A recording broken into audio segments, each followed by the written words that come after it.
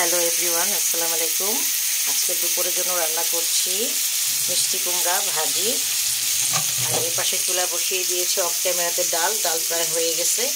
এখন আমি এখানে ধনিয়া পাতা দিয়ে নামিয়ে নেব। এই তো দিয়ে দিলাম মিষ্টি কুমড়া তেল মরিচের মধ্যে।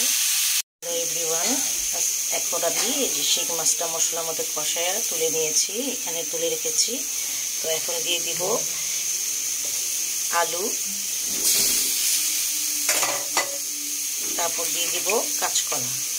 আমি আজকে কাঁচকলা দিয়ে শিং মাছের পাতলা ঝোল করব, তাই আগে থেকে শিং মাছটা কষিয়ে আমি তুলে রেখেছি। আর এখন মশলার মধ্যে আলু আর আপনার কাঁচকলাটা কষিয়ে দেবো।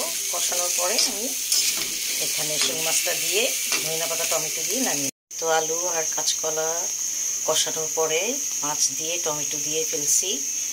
একটু ঝোল টেনে আসলে ধনিয়া পাতা দিয়ে নামিয়ে ফেলছি। হ্যালো এভরিওয়ান, এই তো আমার মিষ্টি কুমড়া ভাজির ফাইনাল লুক। অফ ক্যামেরাতে ডালটা রান্না করে নিয়েছিলাম, এই যে আমার ডালের ফাইনাল লুক।